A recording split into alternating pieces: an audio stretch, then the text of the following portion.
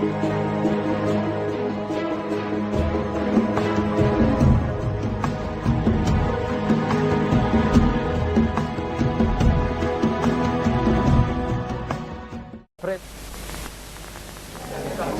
avons vu il y a un instant que les groupes rockers, les groupes de musique, ont reçu parfois des subventions, des encouragements, ont été dirigés dans la formation des paroles qui composent leur musique pour dégrader la morale de la jeunesse, les amener éventuellement vers la drogue, vers le suicide. Et ces groupes, évidemment, trouvent facilement à pénétrer les médias d'information, alors que ce n'est pas facile pour des groupes de chanteurs chrétiens qui apportent un message chrétien de le faire.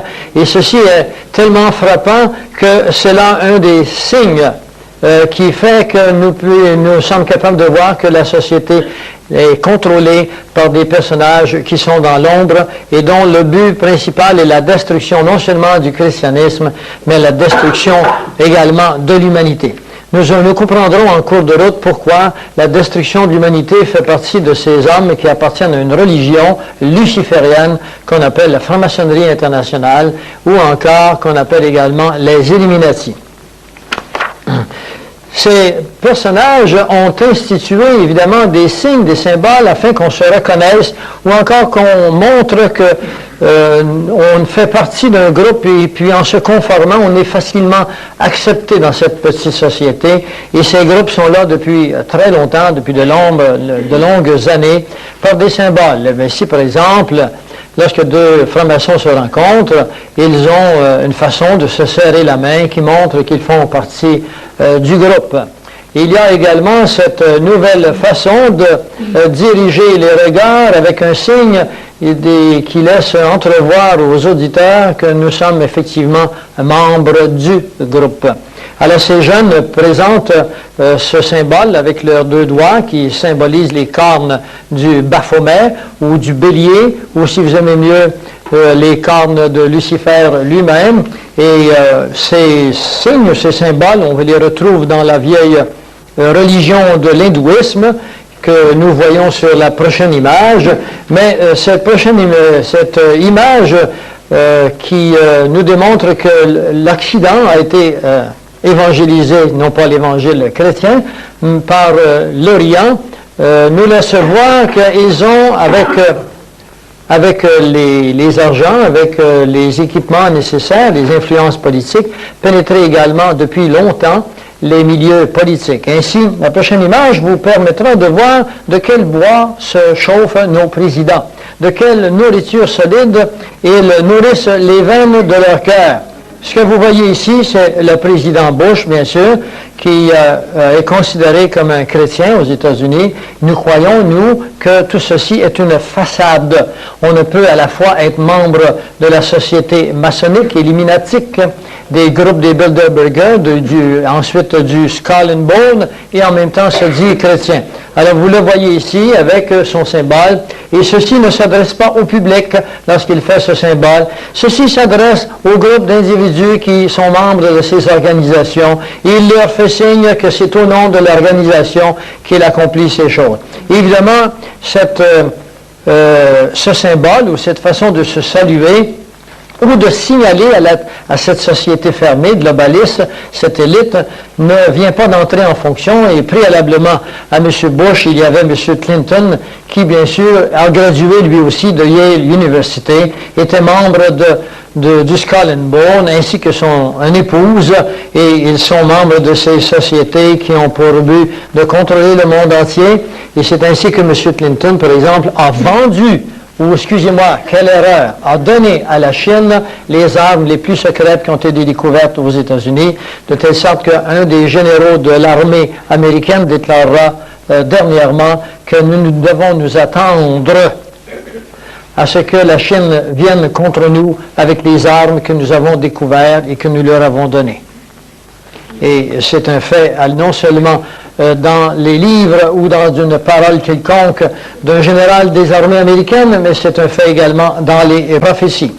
22e, répandre les cultes religieux, tels que la fraternité islamique. Vous savez qu'au Québec, il y a de plus en plus de Québécois qui s'en vont vers l'islam. Vous leur demandez pourquoi, eh bien, ils sont à la recherche d'une croyance quelconque. On n'a jamais exploré vraiment ce qu'était le christianisme, pour la bonne raison qu'on voit le christianisme à travers une religion, qu'elle soit officielle ou moins officielle. Le christianisme n'a rien à voir avec des religions. La religion est une organisation d'hommes, le christianisme est une relation personnelle avec Christ en tant que Dieu incarné. Ensuite, on répand les cultes du fondamentalisme islamique. Les siècles créent d'autres types d'expériences, comme l'expérience de Jim Jones. Vous connaissez ce soi-disant pasteur, qui est un faux pasteur, qui a entraîné avec lui la mort de 800 personnes. Eh bien, cette philosophie ou théosophie ou ce mouvement s'est répété et répété depuis Jim Jones. Il fut répété avec ces 32 personnes qui sont tuées en Californie il y a 2 ans, lorsque la planète Halley est entrée dans son cycle. Il y a eu d'autres religions, d'autres sectes qui croient qu'il faut se suicider pour aller vers des meilleurs cieux, parce que beaucoup de chanteurs américains leur disent « suicide-toi, suicide-toi, va au suicide », que ce soit fait par une technologie de disque d'inversement ou que ce soit fait par des mots réels. Nos jeunes se suicident. D'où viennent ces pensées? Ils viennent du fait qu'ils sont introduits dans des chants, dans des chansons qui viennent des chanteurs réguliers de la radio et de la télévision, avec des oreilles qui sont constamment à l'écoute chez nos jeunes, parce que la foi vient de ce qu'on entend. C'est un principe d'éducation, ce n'est pas un principe chrétien. La foi vient de ce qu'on entend, c'est-à-dire on a confiance dans les choses qu'on entend, mais la parole de Dieu nous dit bien que la foi chrétienne, elle, vient de la parole de Dieu. Et les jeunes ne connaissent plus Jésus-Christ, ne savent plus qui il est. Ils connaissent davantage Al Capone qu'ils connaissent Jésus-Christ. Et on a sorti la prière, on a sorti la Bible de nos écoles, de telle sorte que nos professeurs, dans des écoles dites catholiques, chrétiennes, de la chrétienté, nos professeurs enseignent l'évolution plutôt que le créationnisme. Et nos jeunes, pour passer des examens, sont obligés d'apprendre, sont obligés de croire à ces théories ou ces doctrines qui n'ont aucun fondement. Aujourd'hui, nous avons des scientifiques chrétiens qui ont démontré sans l'ombre d'un doute que l'évolution était impossible, elle était absurde. Et puis, des panels ont été faits aux États-Unis partout et des gains sans précédent se sont faits sur ces débats de panels. Il est à noter que le feu, l'ayatollah Khomeini, que vous avez connu, certains d'entre vous se souviennent de ce personnage qui était le chef religieux de l'Iran, eh bien, il était tombé par dessus, dont une création des services britanniques militaires MI6. Rien ne se fait au hasard. Ils sont partout. Et ce sont eux qui paient, qui entraînent, qui dirigent, qui canalisent la pensée et qui ont des plans. Il y a des milliers d'hommes qui travaillent pour ces organisations. Ce sont des think tanks, ce sont des penseurs et qui vont non seulement collaborer, mais qui vont créer, structurer des énergies qu'elles soient intellectuelles, émotives, qu'elles soient collectives, de telle sorte que la destruction soit amenée pour des fins de guerre ou autres. Ensuite, 23, il faut exporter les idées de libération religieuse autour du monde afin de mimer toute forme de religion existante, et spécialement le christianisme. C'est curieux comment on s'en prend toujours au christianisme. Il existe aux États-Unis une organisation qui s'appelle les Jesus Seminars. Cette organisation est faite de théologiens de différents groupes religieux. Et les Jesus Seminars, à chaque 2 ans, émettent des documents ou des résultats de leurs études. Et finalement, si on se fie aux Jesus Seminars, eh bien 70% de la Bible est fausse. Et Jésus n'est pas ressuscité. Et Jésus n'est pas né d'une conception virginale par l'Esprit Saint. Et ces personnes s'appellent les Jesus Seminars. Alors, quand on fait une investigation de ces personnages, on apprend qu'ils ont été programmés, payés, identifiés par les organisations secrètes dont je vous ai parlé. Et leur but, c'est la destruction morale, la fibre morale de notre société. Ceci a commencé avec la théologie de libération jésuite. Et cette théologie de libération jésuite a fait tomber la famille régnante de Somoza au Nicaragua. Elle a détruit le Salvador par une guerre qui a duré 25 ans, le Costa Rica et le Honduras. Alors, je ne pense pas qu'on a dû utiliser tellement des vérités bibliques pour arriver à une telle destruction.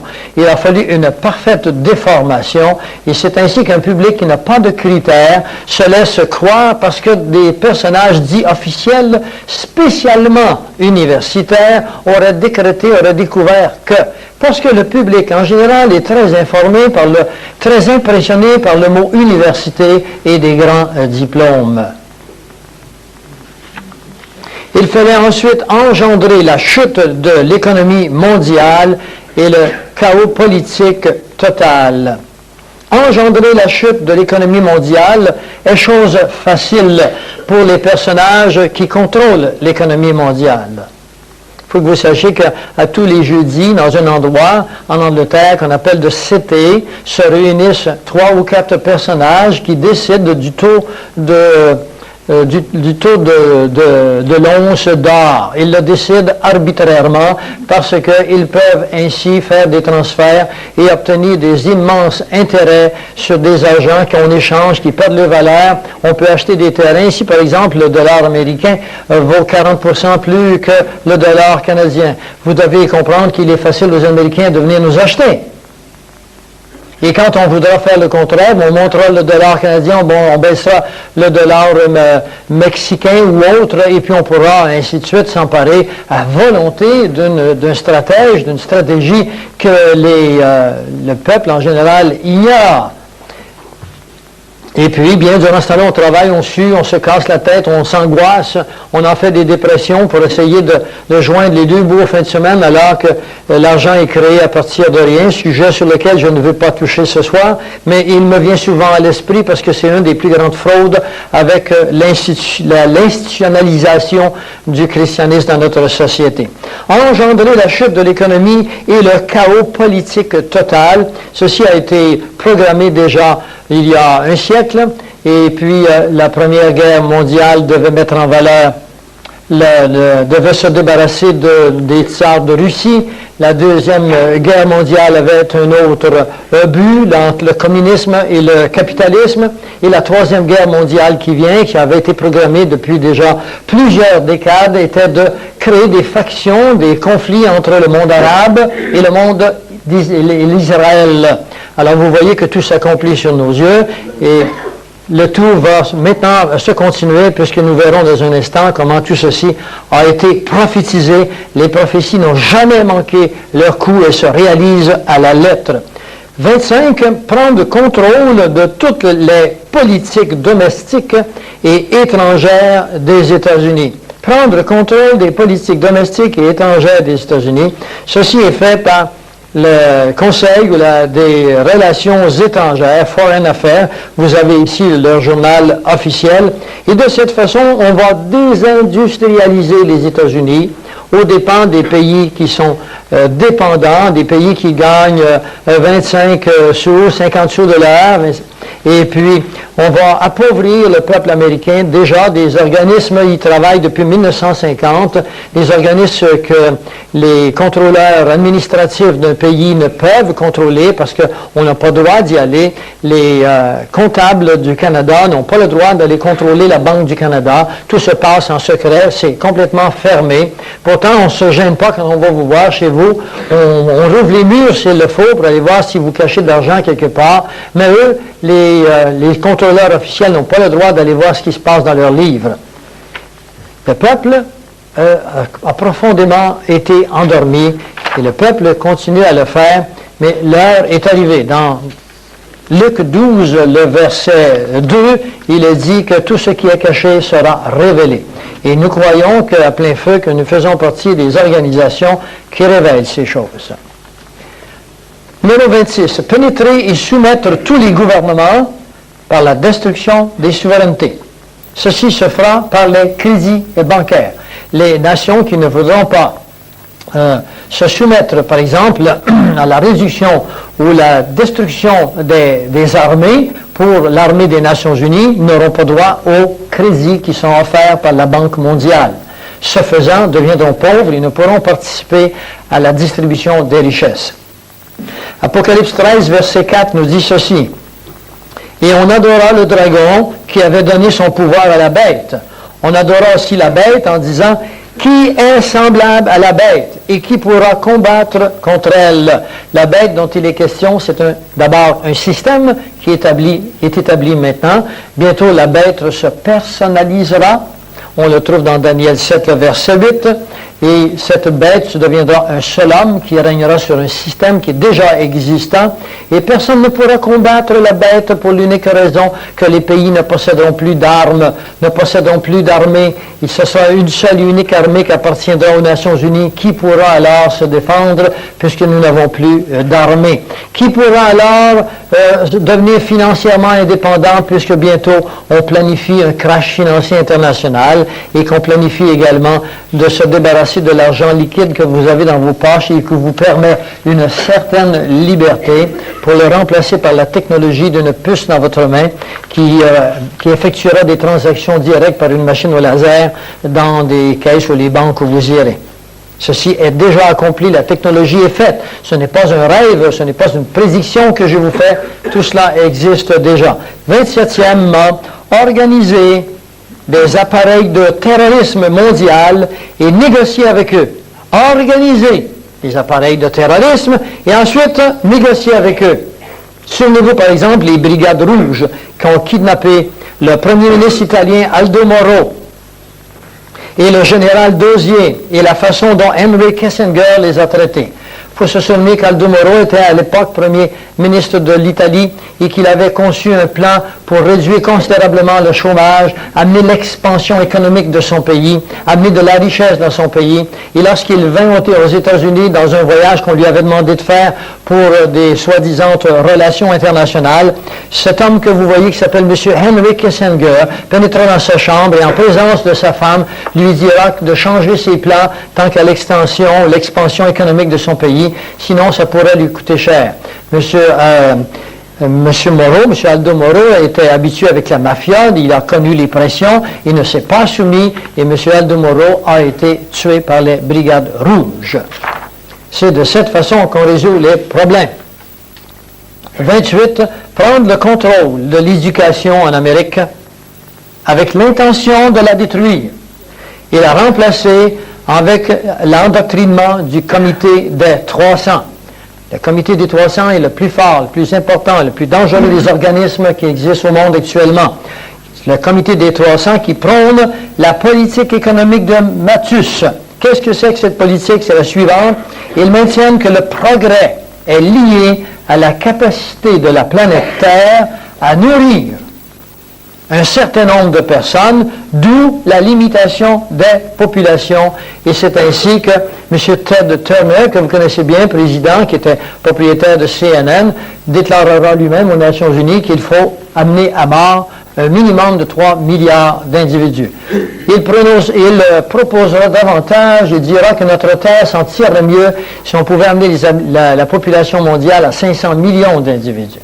Ceci ne sont pas des paroles qui sont la conversation de deux amis qui, après avoir pris un peu de boisson, ce sont des propos qui se font dans les salons décisionnels de notre monde. J'aimerais maintenant vous présenter le tableau suivant qui consiste à vous expliquer ce fameux comité des 300, le comité le plus puissant au monde. Ce que vous voyez en haut, c'est 300 institutions internationales qui appartiennent à quelques hommes qui contrôlent le tout par ce que je vous ai expliqué. Premièrement, la richesse matérielle, la richesse, le contrôle donc sur l'argent, la capacité de la créer, l'argent, à partir de rien, avec ou sans collatéralité. Ce comité des 300 a une influence directe sur les Nations Unies, Ce sont eux qui prennent les grandes décisions. Les Nations unies sont soumises à leurs influences. Et ensuite, ils gardent en main le contrôle sur le sionisme, le communisme, le fabianisme, le libéralisme, le socialisme et les partis de droite. Le comité des 300 exerce une influence directe sur les rois de l'Arabie saoudite, sur le pétrole. Ils exercent une puissance et une décision sur l'intelligence britannique, c'est-à-dire le système de renseignement britannique. Le système de renseignement britannique exerce son influence sur la CIA, sur le Mossad, qui est la police secrète d'israélienne, sur Interpol, et Interpol a une influence directe sur le commerce de la drogue. Le commerce de la drogue, maintenant, qui a débuté premièrement avec la Compagnie de l'Est des Indes, la Compagnie britannique de l'Est des Indes, qui, au milieu du siècle dernier, a été conçue par l'Angleterre, et qui consistait à nourrir régulièrement de drogue, d'opium, les coulis chinois, et ils ont réussi à amener jusqu'à 15 millions de ces personnes qui dépensaient tout leur salaire hebdomadaire à prendre de l'opium, qui dépendaient de l'opium, et c'est ainsi que la famille royale d'Angleterre s'est entièrement enrichie et qui possède aujourd'hui des millions et des centaines de millions et des milliards à partir de l'argent qu'on a provoqué par la distribution de la drogue dans une société qui ne prenait pas de drogue, qu'on appelle les Chinois, l'opium. Quand on pense aux Chinois, on dit toujours c'est une société qui prenne de la drogue. Vous savez que les Chinois ne prenaient pas de drogue avant l'arrivée de la Compagnie britannique des Indes de l'Est. Et c'est ainsi qu'ils se sont enrichis, et le passage de la drogue se fait encore, même aux États-Unis.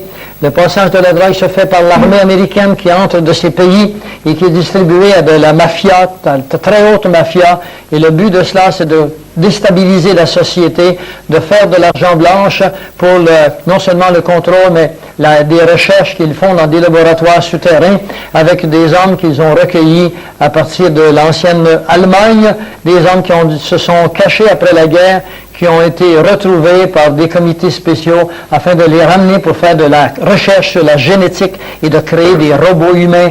Le tout est déjà complété. Quand on vous parle du clonage, le clonage existe déjà depuis un bon moment. Quand on dit qu'on vient de le découvrir, ça fait 10 ans qu'il est là.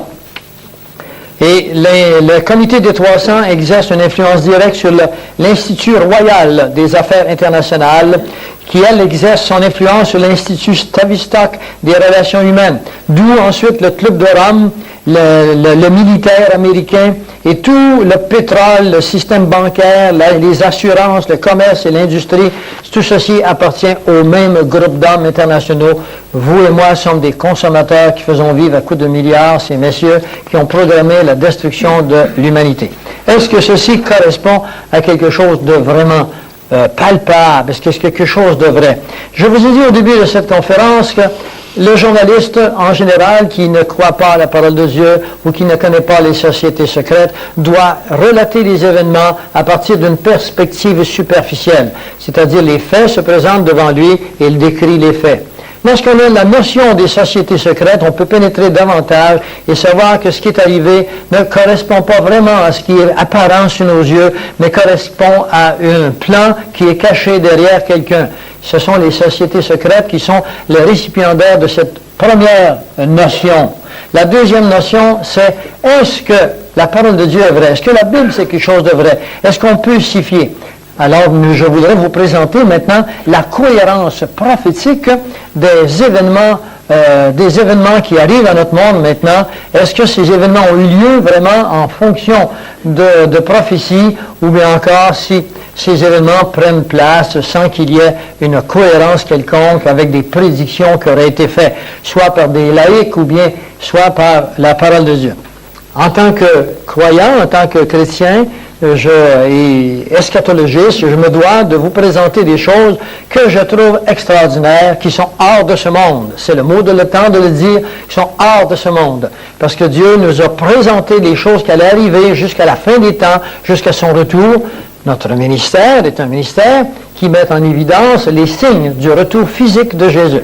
Vous devez comprendre que Si Jésus ne revenait pas, il y a 40 000 missiles qui sont prêts à partir en Ukraine, il y en a 15 000 sur l'Amérique du Nord. Dans peu de temps, la Terre exploserait. Déjà, Nikola Tesla, en 1942, nous disait qu'il pouvait, avec la technologie des champs électromagnétiques, qu'il pouvait fractionner la Terre en deux.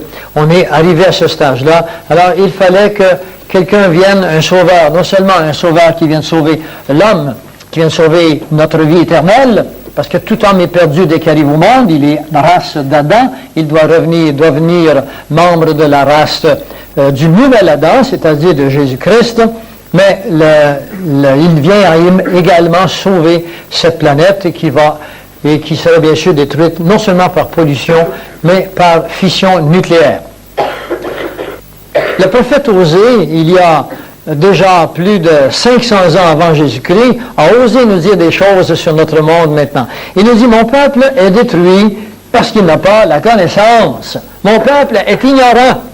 Et c'est pour ça qu'il faut détruire la Bible. Il faut la changer même, faire de nouvelles Bibles, changer la signification des mots dedans, pour la banaliser. Alors, à travers le prophète en question, Dieu dira, puisque tu as rejeté la connaissance de Dieu, je te rejetterai, afin que tu n'exerces plus devant moi le sacerdoce. Il parlait évidemment ici au peuple juif. Mais maintenant, il parle à nous. Puisque tu as oublié la loi de ton Dieu, eh bien moi aussi, j'oublierai tes enfants. Et toute l'histoire que je vous soustrais maintenant se résume en 2 mots. Le peuple hébreu a été dispersé à travers la planète depuis 2000 ans. Dans Luc 4, le verset 5 à 6, il nous est dit quelque chose qui nous amène à une profonde réflexion. Pourquoi y a-t-il autant de misère sur notre planète? Pourquoi les hommes sont-ils aussi méchants? Pourquoi le cœur de l'homme est-il aussi instable? Et pourquoi est-ce que nous sommes vraiment à la fin d'une époque, à la fin des temps, à la fin du monde? Je vais vous dire que nous ne sommes pas à la fin du monde, si vous voulez, ça peut vous rassurer, mais nous sommes à la fin des temps. Ce n'est pas du tout la même chose, je l'expliquerai en détail un peu plus tard. Dans Luc 4, le verset 5 et 6 nous donne l'énigme, la solution, pourquoi y a-t-il des guerres, pourquoi les hommes se détruisent. Le diable, l'ayant élevé, lui montra en un instant tous les royaumes de la terre. Et il lui dit, je te donnerai cette puissance, et je te donnerai la gloire de ces royaumes. C'est le diable qui parle à Christ, qui est après jeûner sur la montagne de la tentation, qui est près de Megiddo. Je suis allé sur cette montagne. Car, dit-il, cette puissance, elle m'a été donnée, et je la donne à qui je veux.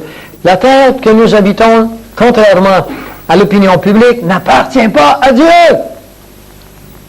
Nous vivons sur le terrain de l'ennemi. Et tant et aussi longtemps que nous vivrons sur le terrain de l'ennemi, Satan a des droits légaux sur nous. Un droit légal sur nous.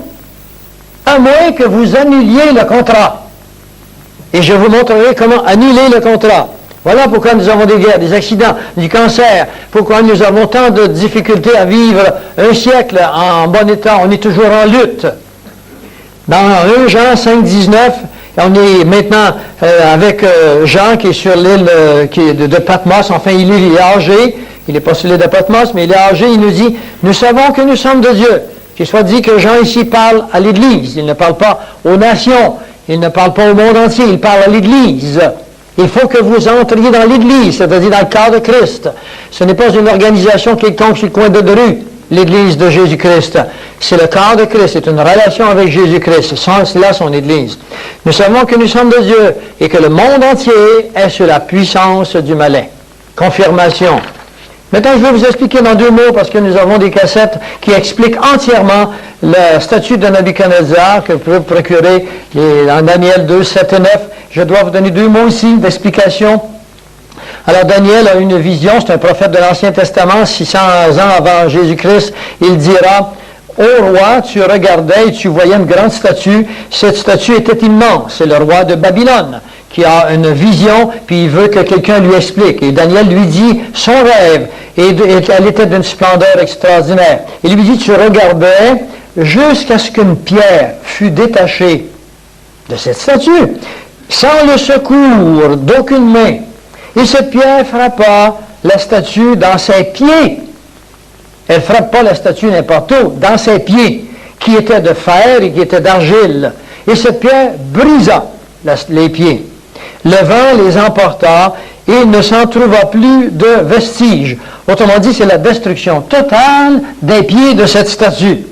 Mais la pierre qui avait frappé la statue devint une montagne et elle remplit la terre.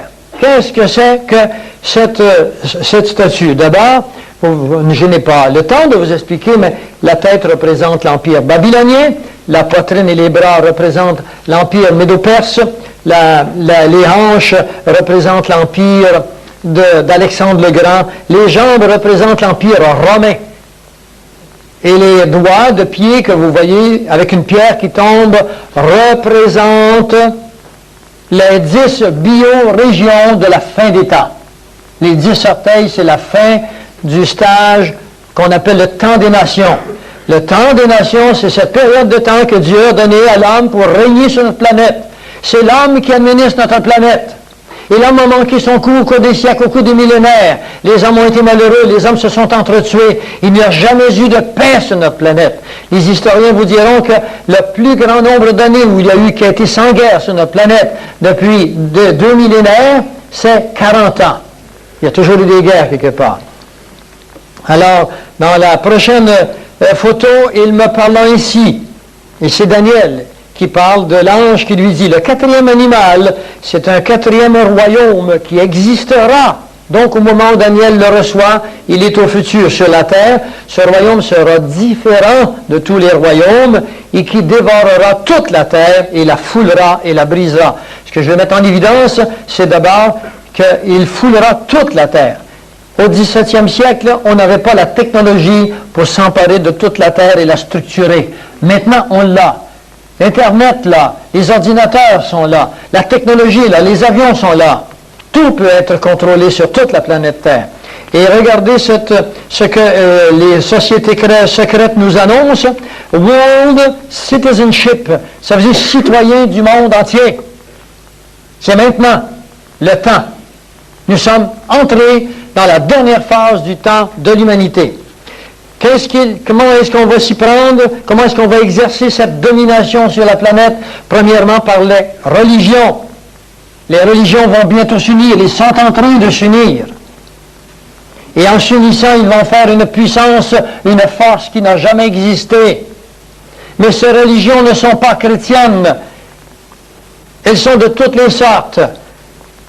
Ensuite, par la technologie, il faut s'emparer de la technologie. Ils ont la technologie. La technologie que vous voyez maintenant n'est rien à celle qui est cachée. Je n'ai pas le temps de vous en parler ce soir. Mais en d'autres temps, si vous voulez, nous vous montrerons la technologie. Et également par le militaire. Bientôt, ne soyez pas surpris, vous verrez les rues des militaires qui s'approcheront, qui rentreront dans nos rues. Un jeune homme m'a appelé de Montmagny en fin de semaine pour me dire comment ça se fait qu'il y a des véhicules militaires chez nous. Eh bien, je lui ai dit, mon cher, c'est parce qu'on se prépare. Après, on prépare le public à la vue des militaires chez nous. Et bientôt, après qu'ils se sont habitués, on donnera l'ordre d'y placer la loi martiale, et ainsi commencera le dernier stage de l'apparition de l'impie. Le prochain image vous montre ce verset extraordinaire, car le mystère du mal, le mystère de l'iniquité agit déjà. C'est Paul qui dit ça, ça fait 2000 ans qu'il dit ça. Il dit-il, il faut seulement que celui qui le retient ait disparu. Celui qui le retient, c'est l'Esprit Saint. Et dès qu'il aura disparu, alors paraîtra l'impie. C'est cet homme qui sera l'unique homme qui mènera, qui conduira toute la planète entière, et nous l'appelons l'Antéchrist.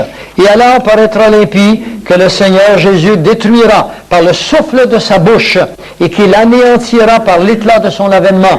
Lorsque Jésus revient dans Apocalypse 19, par le souffle de sa bouche, il détruira cet impie qui est Lucifer lui-même, qui vient sur cette planète.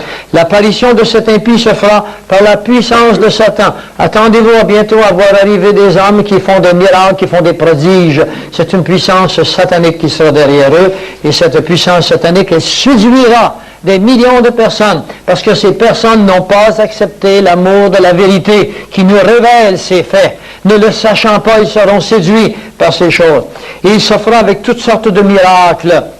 de signes, de prodiges, mais des prodiges mensongers, et avec toutes les séductions de l'iniquité, pour ceux qui périssent. Et la raison pour laquelle ils périssent, c'est parce qu'ils n'ont pas reçu l'amour de la vérité pour être sauvés. Aussi, Dieu leur envoie une puissance d'égarement.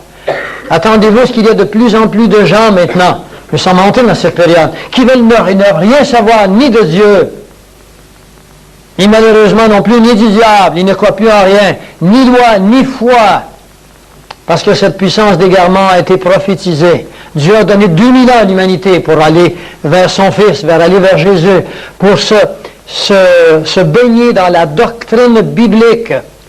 Et les hommes ont refusé. J'ai plein de patients qui disent qu'ils croient en Dieu et qui n'ont jamais ouvert la Bible une seule fois. Ils se sont donc fait un Dieu à eux. Ils se sont fait un Jésus à eux. Mais le Jésus de la parole de Dieu, il est là pour rectifier les critères, les paramètres de ce que ce Dieu veut. C'est le seul et unique moyen du salut. Alors Dieu leur envoie une puissance d'égarement pour qu'ils croient au mensonge, afin que tous ceux qui n'ont pas cru à la vérité, mais qui ont pris plaisir à l'injustice, soient condamnés. Il est faux de croire que Dieu n'est qu'amour. Dieu est justice. On ne parle que de l'amour de Dieu, mais on a oublié sa justice. Vous devez vous approcher de la justice de Dieu. Je vais vous le montrer dans un instant. Maintenant, si vous êtes là pour une première fois ici ce soir et que vous êtes un peu désolé, vous êtes triste parce que vous voyez ce qui s'en vient, est-ce que nous avons de l'espérance pour un meilleur monde? Mes amis, je vous en prie, ne vous découragez pas. Si je n'avais pas une bonne nouvelle, je ne vous conterai pas ce qui vient. Mais je veux que vous sachiez ce qui vient, afin que vous sachiez qu'en même temps que ces choses viennent, une bonne nouvelle est annoncée.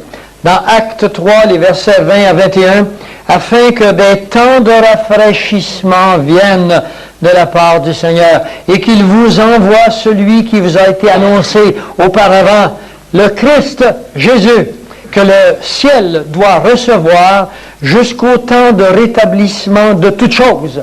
Et nous sommes entrés dans les temps où bientôt toutes choses seront rétablies, dont Dieu a parlé par la bouche des prophètes depuis longtemps. La prochaine image vous montre quelque chose d'important. Dans ce que vous avez ici, c'est la terre entière qui a été divisée dans 10 biorégions. Dans le temps de ces rois, le Dieu des cieux suscitera un royaume. De quel roi? Eh bien, les rois qui régneront sur les 10 biorégions qui ont été programmées, divisées par le Club de Rome en 1968, afin que nous puissions faire disparaître les pays, les souverainetés nationales, pour diviser la terre en 10 biorégions avec 10 rois ou 10 cornes. Eh bien, il nous est dit, et qui ne passera point sous sa domination d'un autre peuple. Il brisera et anéantira tous ces royaumes-là, et lui-même subsistera éternellement. C'est cette pierre que vous avez vu tomber sur les orteils de la statue. La statue nous indique le temps de l'humanité depuis le moment où Nabuchodonosor règne sur Babylone jusqu'au retour de la pierre qui tombe, qui symbolise Jésus-Christ qui revient et qui vient rétablir toutes choses. C'est le temps, la fin du temps des nations. Dans Daniel 7, le verset 27, et le règne, et la domination, et la grandeur des royaumes qui sont sous tous les cieux seront donnés au peuple des saints du souverain. Son royaume est un royaume éternel, et toutes les dominations le serviront et lui obéiront. Nous irons bientôt exactement vers un seul chef, mais ce ne sera pas un despote, ce ne sera pas un criminel, ce sera un chef qui vous aime et qui m'aime et qui établira la paix sur la planète Terre pendant 1000 ans. Un chef qui réétablira non pas un paradis, mais presque un paradis sur cette planète après qu'il sera revenu à la fin des 7 années de tribulation. La prochaine image nous dit ceci d'important: plusieurs seront purifiés, blanchis, éprouvés, mais les méchants agiront avec méchanceté. Dans le contexte biblique, un méchant, c'est toute personne qui ne reconnaît pas Jésus-Christ comme son sauveur personnel. C'est ça un méchant. Parce que seul Jésus-Christ peut transformer mon cœur et le vôtre. Personne n'est capable de se transformer avec les critères de Dieu, avec les standards de Dieu. Uniquement celui qui vous a créé est capable de vous transformer. Si vous n'entrez pas en relation avec Jésus-Christ, personne Dieu, vous allez demeurer un fils d'Adam sans transformation, rempli d'angoisse, de prétentions personnelles. Et dans Daniel 12, 10, qui a donc cette pierre qui tombe sur les 10 biorégions, telle qu'on le voit maintenant avec cette statue qu'on trouve dans Daniel 2, eh bien, qui tombe sur les 10 biorégions. Les versets suivants nous disent dans Acte 4, les versets 12, la pierre rejetée par les bâtisseurs, cette pierre, c'est Jésus-Christ. Ce Jésus, le Jésus qui était là, est la pierre qui a été rejetée par vous, qui bâtissez. Qui est-ce qui bâtit? Mais les Nations Unies ne sont-ils pas en train d'essayer de bâtir un monde nouveau? Qu'est-ce qu'ils ont fait de Jésus-Christ? Ils l'ont mis au rencard.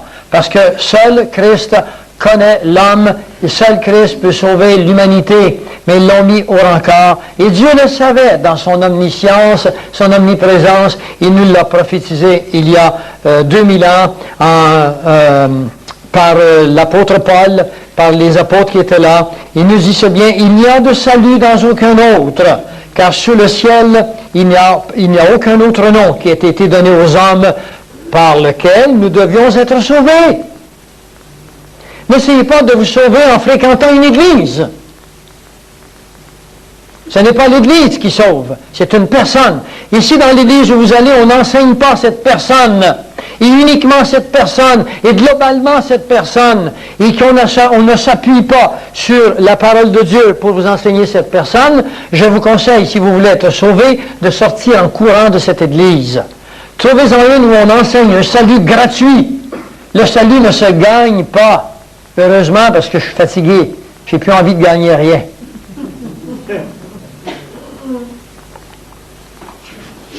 Qu'est-ce qui a fait que nous sommes perdus, que nous sommes pécheurs, que nous avons besoin d'un sauveur? C'est ce qu'on appelle le péché. Le péché, ça vient d'un mot grec qui veut dire manquer la cible. Dieu avait créé l'homme pour une relation avec lui, et Adam et Ève, nos premiers parents, ont été tentés par des démons.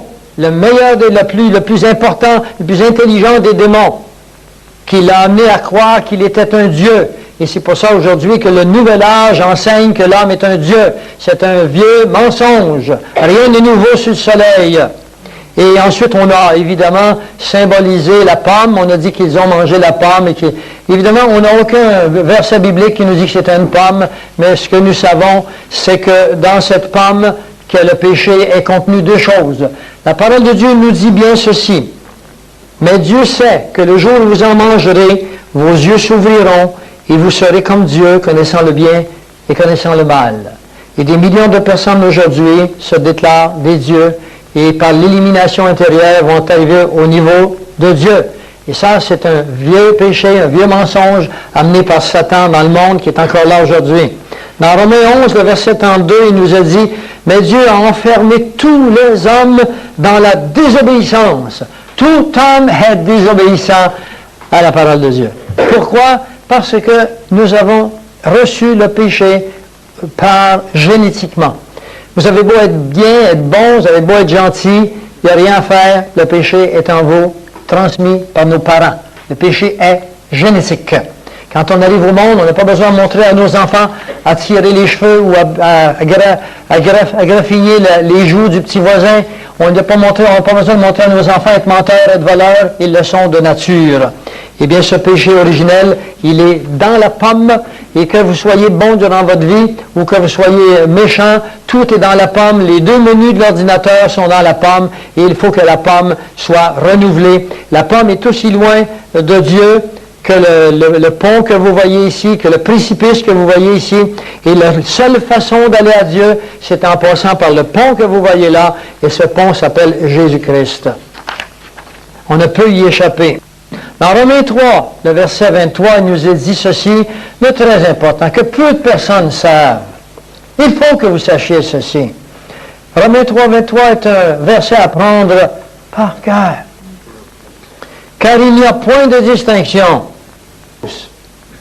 La Bible nous dit ceci, il n'y a point de distinction, puisque tous ont péché et sont privés de la gloire de Dieu. Ça veut dire que tout homme est privé du salut. Tout homme qui arrive au monde est pécheur et perdu.